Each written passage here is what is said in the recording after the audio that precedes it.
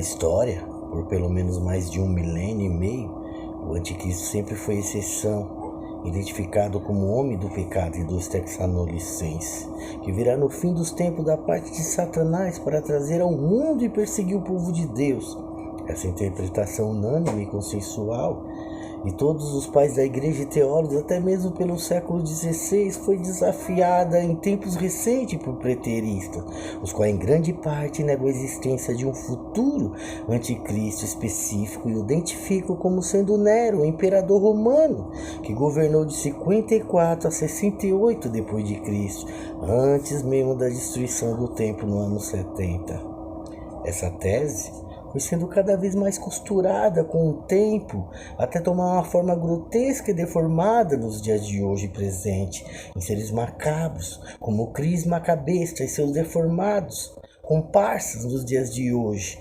Essa é a história da invenção do preterismo, um conto de fadas criado para maquiar a história de uma forma que comprometesse a Igreja Católica por meio de malabarismos exegéticos e de uma grande criatividade interpretativa. Como uma mente mais fértil ainda, jogaram na lata do lixo 15 séculos teólogos de estudos escatológicos para aderir uma teologia de costura e remendo, a fim de passar panos quentes e salvar a pele ali do papado, fruto do mais puro desespero, que só podia redundar em uma escatologia furada e fracassada, mais cheia de furos do que queijo mineiro. Dessa forma, a identificação da Babilônia passou a ser Jerusalém, o anticristo, que se assentaria no templo de Jerusalém como Deus, virou Nero, alguém que nunca pisou os pés de Jerusalém na vida e muito menos entrou ali no templo. Os 200 milhões de Apocalipse 9:16 foram transformados em poucos milhares. A cidade das 7 colinas, que em todas as eras da humanidade ali foi um codinome de Roma. Apocalipse 17:9 virou Jerusalém também. E era também Jerusalém a cidade que reina sobre os reis da terra, de Apocalipse 17:18.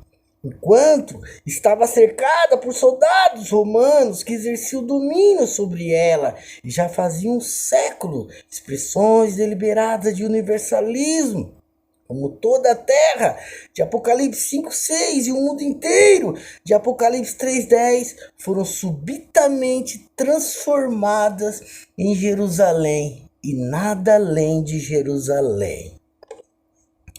Essas interpretações, esses devaneios esquizofrênicos, seja absolutamente equivocada para eles, onde não há nenhuma base histórica, foram ganhando espaço, substituindo a teologia séria dos pais ali da igreja e dos teólogos cristãos, até a reforma que hoje continua apenas na teologia protestante, embora, incrivelmente, até mesmo no protestantismo haja uma minoria de intérpretes ingênuos e tolos o suficiente para fisgar essa isca e defenderem também esse completo delírio inventado em tempos recentes. Com muita imaginação, e com mais imaginação e mais imaginação ainda, eles conseguem colocar qualquer coisa na Bíblia. Até uma ressurreição de Nero, de Apocalipse 13:3 e 17:8. Enquanto a maioria dos preteristas que se apega a um homem que já morreu, como sendo o anticristo profetizado por Paulo e por João, uma minoria como o Cris Macabesta, o senhor obsceno, que é uma besta, assegura de pé juntos que esse anticristo específico não existe. Pois o que existe, na verdade, são muitos anticristos, e em todas as eras, se apoiando em uma interpretação delirante, falaciosa, de 1 João 2:18, que diz ali: filhinhos, esta é a última hora, e assim como vocês ouviram que vem um anticristo, já agora muitos anticristos têm surgido, por isso sabemos que esta é a última hora. Os macabestas destacam a parte que fala muito anticristo, esquecendo-se da primeira parte do versículo, que fala claramente em o anticristo com artigo definido e no singular. Claramente, João não sabia da existência de um anticristo escatológico futuro. O mesmo iníquo, o homem do pecado, que Paulo faz referência lá em 2 Tessalonicenses. Também com artigo definido e no singular. Os muitos anticristos, portanto, não implica na ausência de um anticristo escatológico específico, apenas indica que há bem mais gente que partilha do mesmo espírito ou moral pervertida dele.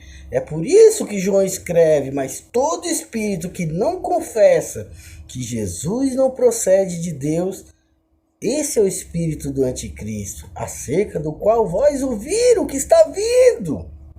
E agora já está no mundo. 1 João 4,3. O que já estava no mundo não é o anticristo em pessoa, mas sim o espírito do anticristo, que diz respeito à sua índole.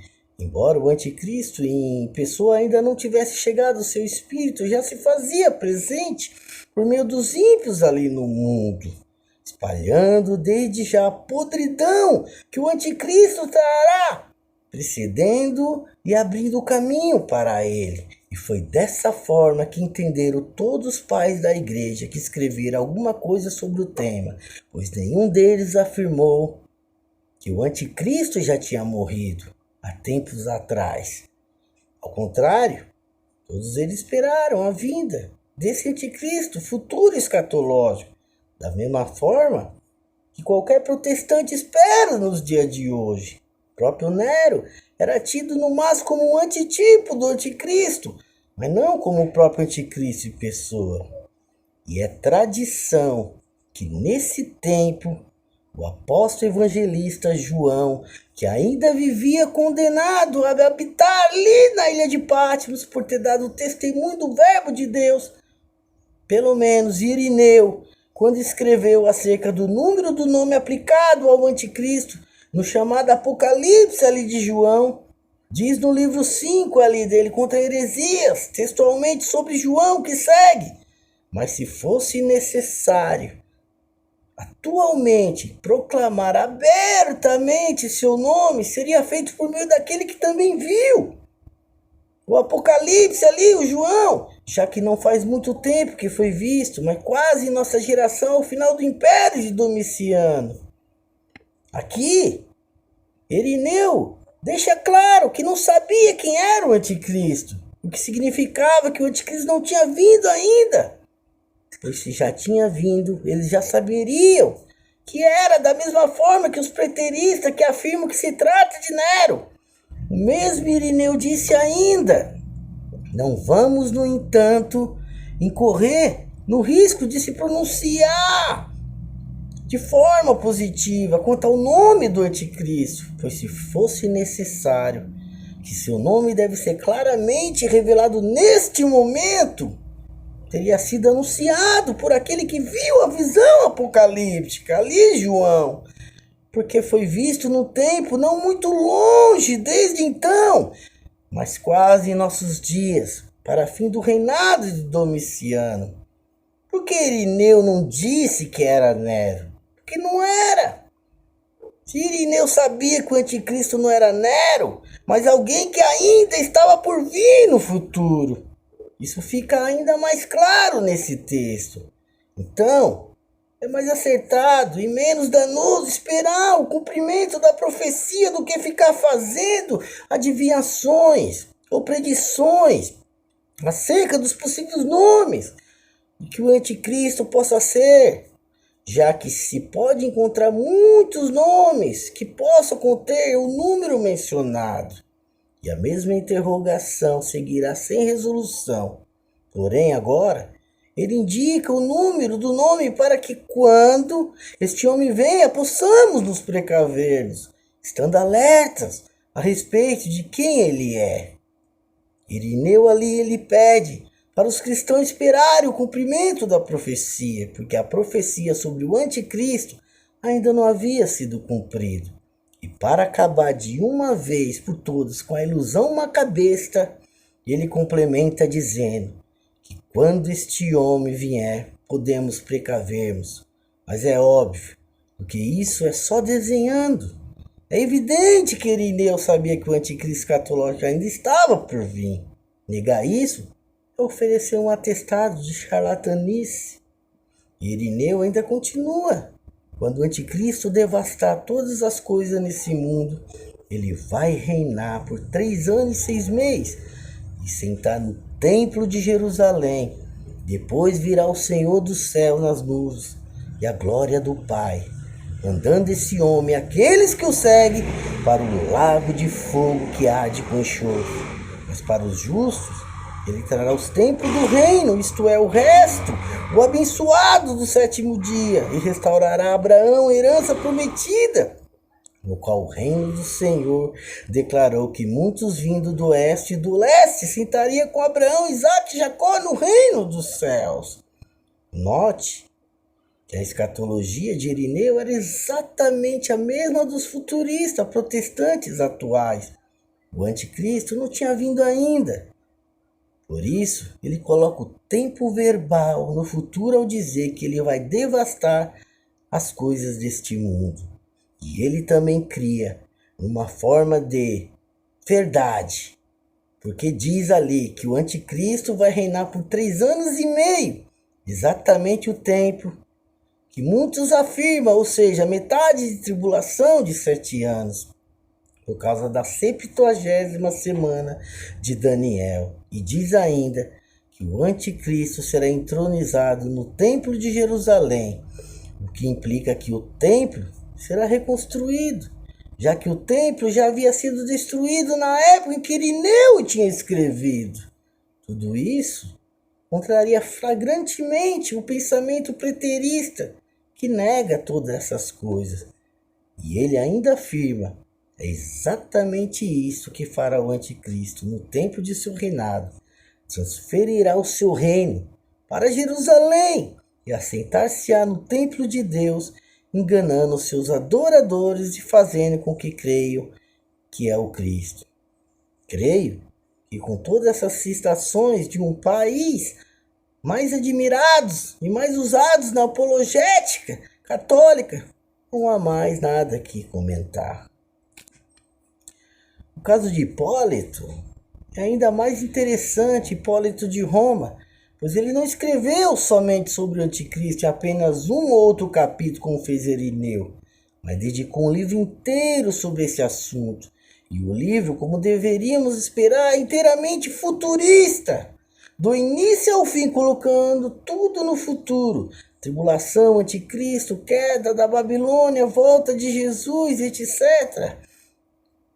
Precisamente da mesma forma que os evangélicos fazem hoje.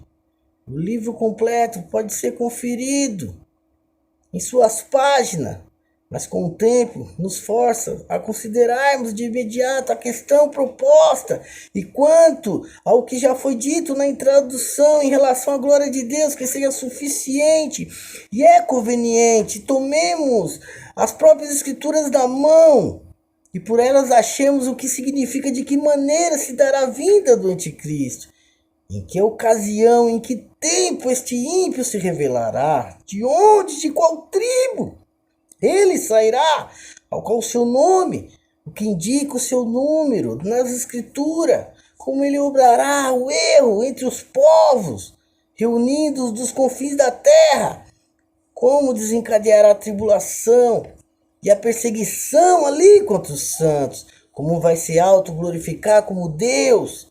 Qual será o seu fim? Com o repentino aparecimento do Senhor, se mostrará ali no céu. Como será a consumação do mundo? E o que deve ser o reino glorioso e celeste dos santos, quando reinarem junto com Cristo? E qual a punição do malvado pelo fogo?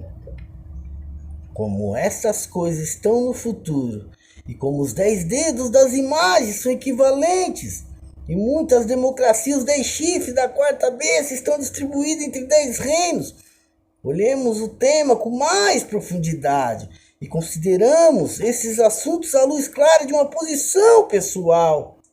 Ali na cabeça de ouro da imagem, o leão caracterizando os babilônios, peito de braços, de prata. E o urso representa os persas e os medos, o ventre e as coxas. Ali representando o leopardo e a Grécia que liderou desde o tempo de Alexandre. As pernas de ferro e a besta assombrosa e terrível são uma expressão dos romanos, os quais têm reinado até o presente. Os dedos dos pés, que são somente barro e metade ferro, e os 10 chifres são emblemas de reinos que ainda surgirão. O outro pequeno chifre que surge entre eles significa o anticristo no meio deles. A pedra que esmaga a terra e traz julgamento sobre o mundo, que é Cristo. Ora, se não fosse dito quem é o autor, os macabestas da vida diriam que só pode ser um rebelado protestante filho da serpente, mas é do mais importante teólogo da Igreja de Roma. Que Deus abençoe a todos.